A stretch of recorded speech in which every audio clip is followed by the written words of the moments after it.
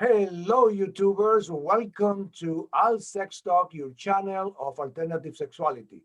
I'm Master Taino, and today in this interview playlist, we have a very good interview with a very good friend, Dominion ONYX. How are you, Dominion? Hello, sir. Happy to see you. I'm glad to be here. Okay, Dominion is, for those who may not know him, he is a leader in our leather community. He's an educator like I am. Mhm. He has his blog in Recon and do other things. Um, but I want to focus this interview with you on some race issues in our community. Sure. And I'm going to start with, I'm old enough to remember when the boys in the band, a play by James Baldwin, came in the early 70s. Mhm. And one of the guys in the band was a gay black man. And I always remember him, I don't know, kind of complaining or saying, okay, my trouble is double because not only I'm gay, but I am black. Mhm. And I think that he meant the issues that black people has within their own community. Latinos also have similar issues. So my question to you today, based on that reference, things are getting more complicated in our community because now you guys are gay, are black, are kinky, are into BDSM. Some of you are submissive, who is another issue. How Mhm. you feel that a gay man in the kink community is handling all those issues that they have to come out now? Well, it's there are some challenges because people in the black community, well, some people in the black community will see any idea of kink as something that is of Eurocentric origin. And they will also see any idea of submission as something that is a throwback to slavery. So it is anathema to them on both levels. So that's something that some of us feel like we have to fight. And for those of us who are more dominant, I think it's maybe a slightly less of a hurdle, but definitely for those of us who are submissive, kinkiness is something that is problematic to some ears. So what it requires is education. So that's one of the reasons why I got involved in this arena, is to dispel those notions about what it means to be kinky. The idea of kink is a universal concept. In every culture, you will see aspects of kinking. You will see bondage. You will see dominance and submission. You will see all kinds of alternative sex play. So it's not something that is based on a Eurocentric culture. Do you feel that there are progress in the community and understanding that it's okay to be kinky? I think there is some progress, given that in the 20 years that I've been involved with the community, you've seen an explosion of people who have expressed interest in kink. The hurdle is that this interest is often expressed in private. So people like you and I live our kinks out loud, and to some degree, we wear our kink on our sleeve. There are other people who will, you know, approach you in the dark corner in the bar and want to express their kink, but they don't want to talk about it in a public arena. Or if you desire some sort of a relationship with them, some sort of dynamic with them, they don't want that dynamic expressed. So, like, I wear this shirt that says, "Sir, I may have a boy and he's happy to be my boy, but he doesn't want to be my boy in public." And it's not necessarily about, running around wearing a pride flag or a kink flag or a master slave flag, but it's about being proud enough of the relationship that you're in to express that pride in public. Okay, let's switch now to the community. Mhm. I joined the leather community here in DC shortly after I moved about 30 years ago when I joined my first club, etc. And yes, obviously Washington D.C., where we area where we live, there is a huge crowd of African Americans, of Black people. So Mhm. we did see some blacks in some of the club, not all of them, but my club has several. Uh, how do you see the progress in acceptance and feeling being part of the community for the average Black leatherman? I I think there is some acceptance, but there's also a lot of tokenism. I can't tell you how many times I've run into people who are not Black or not Latino who are part of a leather club, who the first thing that they want to talk about is how many Blacks or Latinos they have in their club, which isn't of any interest to me. I mean, we're having a conversation at a bar. This isn't, I mean, a bar in and of itself is a political entity, but we're just there to have fun and a good time. And if you want to talk about your club and I want to talk about my club, that's great. But I don't really care. Am not interested in that moment in talking about the racial diversity of your club, because that says to me that you have no racial diversity. Because if it's such an important thing that you have to come to me as a Black person to talk about it, then you don't have it. If it's not something that you're talking about with all of the members and all of the people that you meet in the community, then you don't really have diversity. You're really trying to check some boxes so as not to appear racist. Yeah, I in my organization, we obviously we have a board of directors, and Hmm. for quite a while we didn't have any blacks. Obviously, I'm Latino, I'm the Hmm. president, I'm the founder, fine. And I agree with you. I never wanted to say both in with blacks and with transgender, for example. I say I Yes. don't want a token person, a token black person, or a token transgender person in the board, so we could say that we have that. Hmm. When I run into our community, a good leader who could bring something to our organization, and it happened to be black, I want him in, but not Right. because he's black, but because he's good. And Right. by the way, that happened 3 years ago. We brought Mr. Blue to the board, and now he's Hmm. the vice president. So Yes.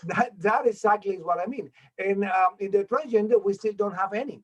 But I Hmm. always say, hey, if a particular, I don't want to mention names, but a particular person who was local here and active with our event, etc., would stay in the area, he would have been a board member because Right. he was extremely qualified and could bring something to the board.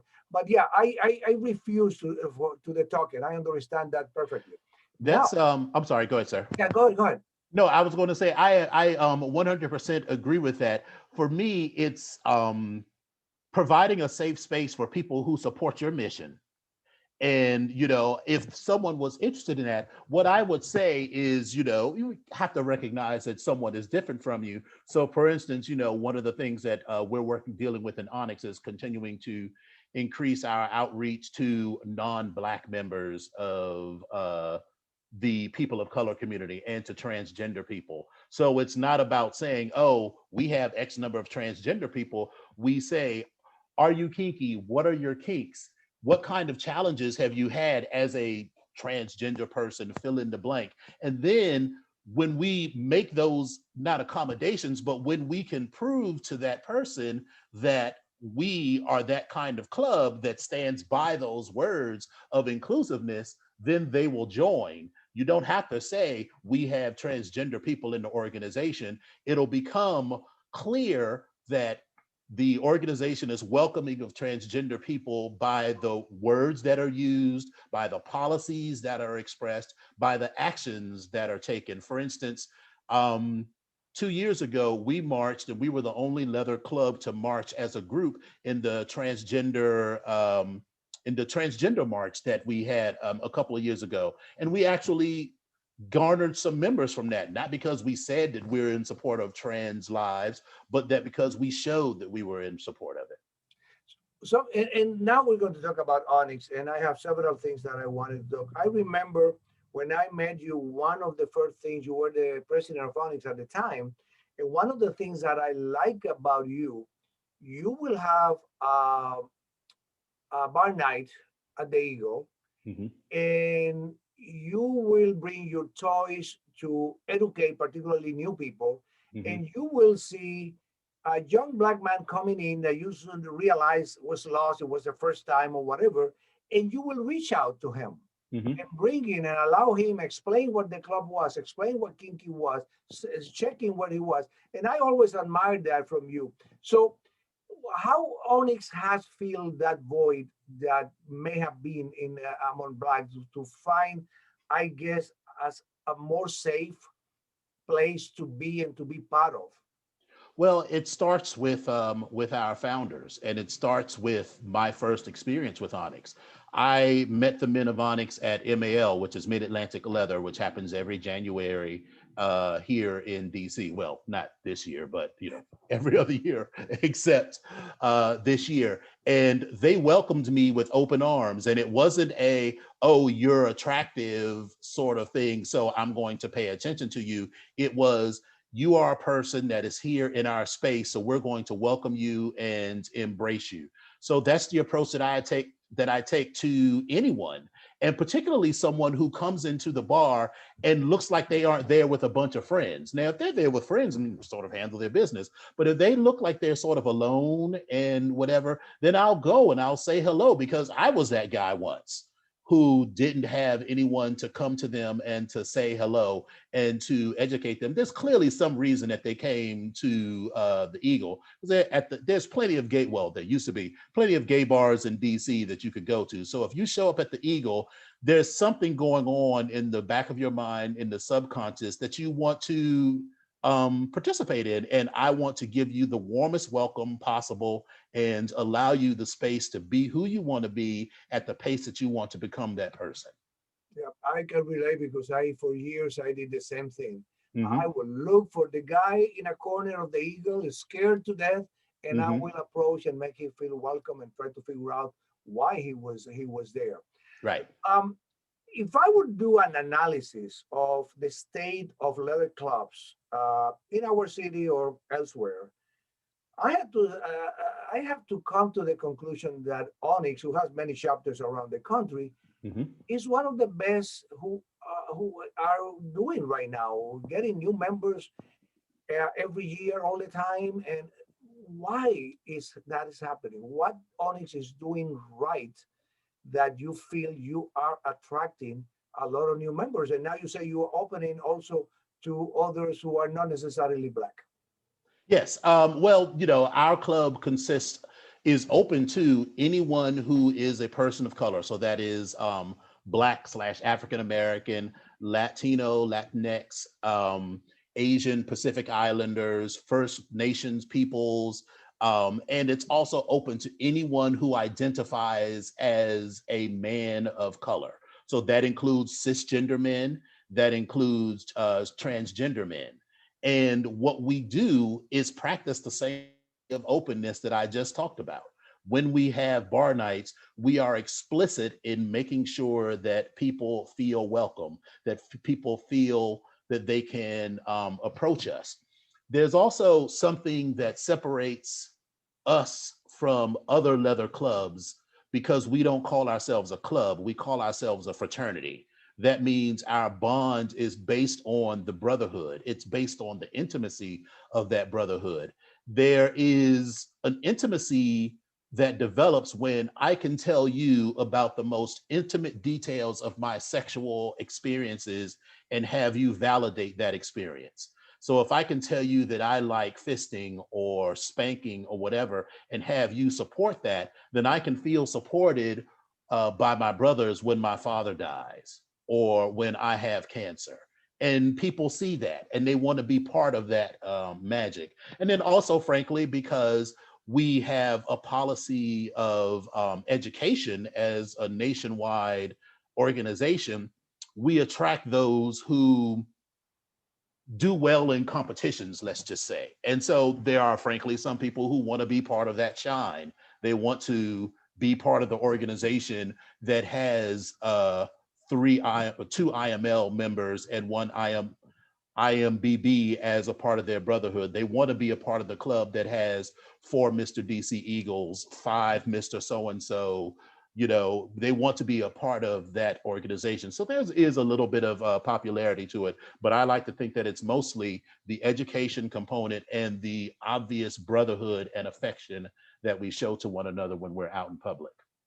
I definitely agree because as an educator in the community, one of the things that I like from you from right from the beginning from Onyx was that educational and Hmm. knowing my own club, uh, that you go to 3 meetings and go to a couple of activities and boom, you're a pledge already and you Hmm. can become a member. and you have a whole 2 3 months program of every Saturday where people have to come to classes to learn about the leather and the kink and the relationship, etc. That's awesome, and Mhm. we need more of that. That is similar. There is a similar admiration that I have for club, Yes. because Claw as an event eliminated a contest who a lot of people like me are not that much into it, Hmm. but increase, I mean, put together an amazing way to educate. And unfortunately, by the number of people who still goes to Claw, they are not, only a fraction participate, but it's there. Yes. Whoever want to be educated, they offer that, and that's why I like it. I go to Claw as a faculty member for many years now. Hmm. The other thing, as I said already, I'm not much into contests, but I know that you take in ONYX, take a great pride when your brothers can compete and succeed in different contests. What is the meaning for you as a community, as Black Leathermen, that you are able to go to contests and succeed? Well, it's it's a level of acceptance in the broader community. It's also about visibility. I still remember when Remy and Pierre won or what won IML in 2014, and you saw in the years that followed the number of people who participated in contests because they saw a Black man not only competing, but competing and making the top 20 and winning the whole thing. So visibility is very important. Those things are critically important to the continued life of ONYX. We need people who want to see themselves in the community. And when people see themselves as visible and they are validated in that organization, it's helpful. I still remember my first experience at the DC Eagle. When I first went to the DC Eagle with one of my brothers, the manager, who was no longer there, came up to us and demanded that we buy a drink. We'd only been there literally 2 minutes, and we'd only done so much as go to the bathroom, because we just come off of the street and wash our hands and whatever. So it really validates our presence in the community. So there is a bit of external validation there, but it's more so internal validation that this dream that we have of providing a safe space for people of color to exist in this community is something worth achieving. With all the success that ONYX has had and all the presence being out there, do you still feel that Black Leathermen is still are discriminated in some way or form in the community? Of course. Ramian talked about himself when he would go to some bar, without naming any names, and just walked in as, a normal Black person who just happened to be in the bar. He was invisible. Now, he was the same person who had just won IML, a month, 2, 3 months ago. But the moment he put on the sash, suddenly he was somebody. Mhm. Yeah, he should have been somebody. I mean, he had the same body, he looked exactly the same, but when he had that sash on, suddenly he was visible. I still think that there are barriers to full acceptance to some for some Black people and to some in the community, because majority of the community is not Black. So the leather community is just a microcosm of the larger community, and the same fights for Black Lives Mattering that the larger community has still exist on a smaller level in the leather community. Okay, you already touched on this topic, but is something we did last year in our community, and I interesting enough, it didn't come from blacks; it came Hmm. from whites, who was trying. My take is that because of the Black Lives Matter issue, we're taking to take advantage and trying to eliminate the terms master and slave from our community. How Hmm. you think about that?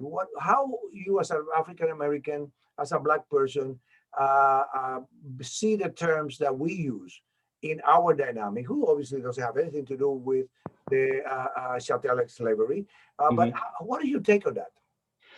I understand it 100%. I mean, as a child, not as a child, but as a person growing up, I read slave journals and I know about the atrocities that were committed in slavery. And I understand that some people have a problem with it. But where I try to approach it is that, one, as you said, the master slave dynamic that people like you and I practice is entirely different from chattel slavery. So that is the official term for it, chattel slavery. I say that I own my slave, but that's just a game that we play. My slave is free to leave. He better not leave. He's sitting right over here. But he's free to leave this game at any time, whereas my ancestors and maybe some of your ancestors couldn't leave, their master if they really wanted to. And, we also talk about a larger term of, the inelegant term is not yucking someone's yum. Whatever someone does sexually, as long as it does not affect your ability to have a good time or do what it is you want to do with your life, doesn't affect you. And I know that's a very hard thing because everyone thinks that they're involved in everyone else's life, but really it doesn't. Even for vanilla people, there are things that you might like to do that other people might find repugnant. But as long as it doesn't hurt anyone else and the two people who are involved in it are consenting, then there's really nothing else to be said about it. And so that's where I really sort of draw the line when I have these conversations about the master and slave dynamic. You first acknowledge that someone has those feelings, that they are right to have those feelings. And I must admit, there is a point there. People tend to have the most, Black people particularly, tend to have the most visceral reaction when it's a Black submissive with a white master, because that echoes the most chattel slavery. But again, I point out to them that, that person, that Black person is doing this of his own free will. Yes. It's not for you or I to judge. And we have a larger conversation about what it means to be a part of the leather community. The leather community is about freedom. It is about freedom to engage in exactly the kind of sex that turns you on and not anything else. For so much of human history, people have done things, particularly women or people who were oppressed in some way or another. Their sexuality was used against them or was taken from them in terms of choice. So if, being fisted turns you on, well, then fist someone. If being submissive to someone turns you on, then so be it. And if you're a Black person and the person that you choose to be dominated by is white, then it's really none of my business. I remember about, my God, about 20 years ago, somebody referred me a young Black man submissive. Mhm. And I tried to help him and introduce him to the BDSM and explain something. And he was having a hard time of being submissive as a Black man. Mhm. And I told him, hey, you're submissive because you are submissive, not because you're Black. Right. And by the way, how many Black masters you want me to introduce you to? Yeah, because this is not a matter of the color. It's a matter of your personality. It's a matter of your heart. As you said, what turn you on. There was one to close. I would like to comment on that because it was not necessarily to the terms, but somebody in social media recently posted about the shackles and the flogging. Mhm. And the whipping. And I will leave it because you know how much I like flogging. And Yes. for somebody to try to compare the love that I put in a flogging experience with a Mhm. submissive to the whipping punishment that African Americans suffer was, it just completely blew me. I cannot accept that because what I do is completely different to what Right. I've done, even that is the instrument looks like the same. Mhm. My God, Dominion, this was great. Thank you very I much. enjoyed it. Have a good chat. I think our audience will have a better understanding, and I appreciate your time. To our YouTubers, remember, if you haven't done so, subscribe, and we'll see you next week. Thank you very much, Dominion. Thank you.